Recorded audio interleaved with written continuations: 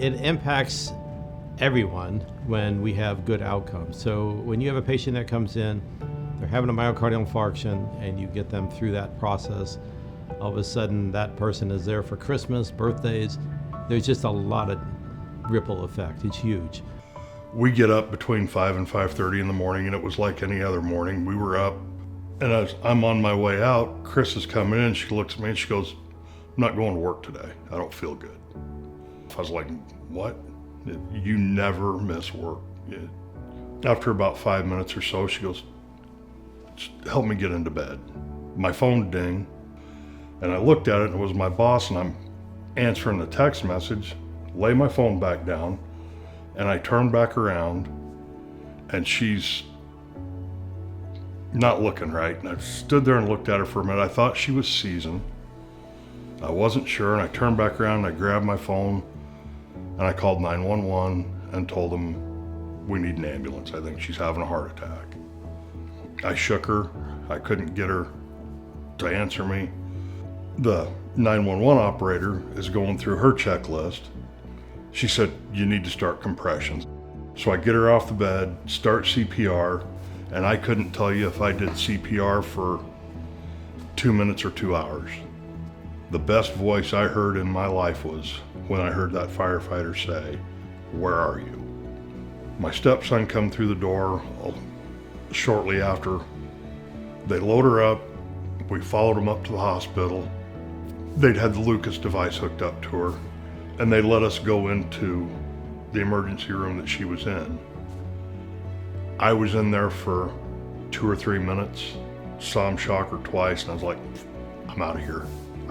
I can't watch this."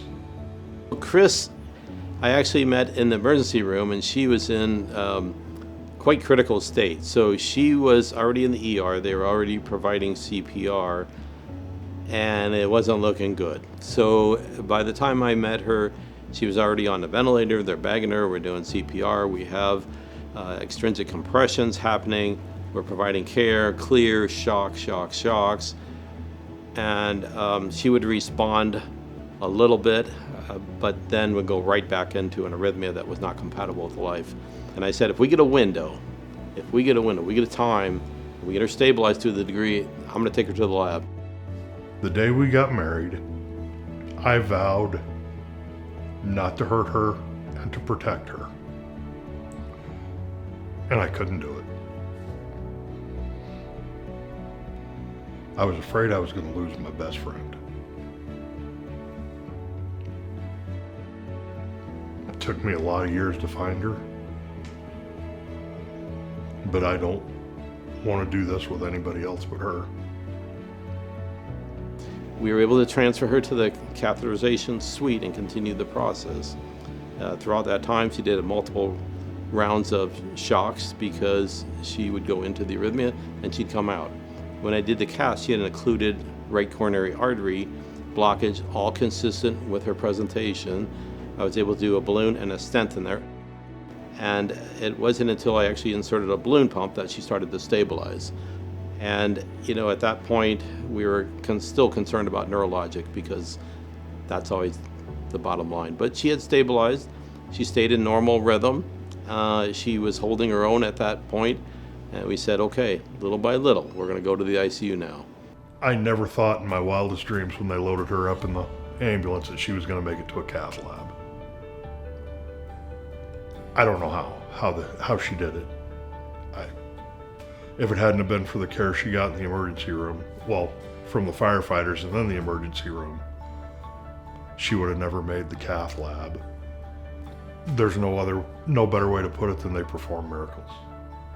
The glimmer of hope was that when you're shocked, you get a normal rhythm.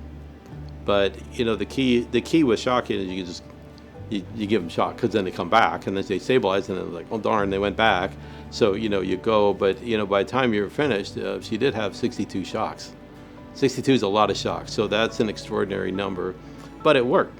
She gave me that glimmer of hope and that window of opportunity to go to the next stage, which was to come to the lab. The unusual thing was how nicely she did move forward. I think, everything just the way it happened, It was perfect, okay? So everybody did their job, everybody did their technique, we all worked hard, and I really feel like it's a team approach. I mean, really used everybody's talent. I had, one of the respiratory techs was there the entire time doing his job. Somebody else was delivering meds, somebody else was recording all the above. Somebody else was thinking of ideas, what should we do now? What should we do with this and that? The day after this all happened was her birthday. So she had her 57th birthday in the hospital the day after that. Incredible, right? A song come on the radio.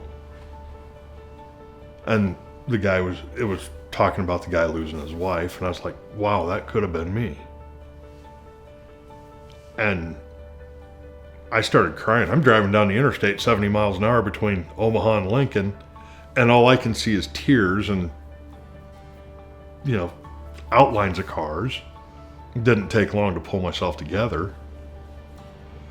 But I thank God every day that she's still with me. Really, we look at this and we say, listen, we've gotten past a certain threshold. We've been awarded through the Mission Lifeline. Now we're recognized, but this has taken a lot of work from a lot of people. This cath lab and this new capital venture is to allow this process to continue and to grow into the future. Newer technology, newer growth, newer tools allows us to do our job in a better fashion. It's high tech. It really has grown dramatically in 16 years, as you can imagine what technology has grown to in that time frame.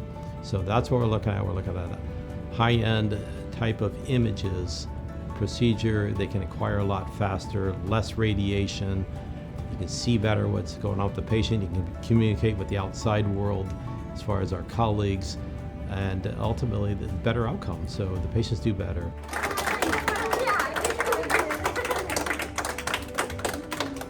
I know she's getting a lot better because she's getting really feisty. A couple of months she wasn't really there.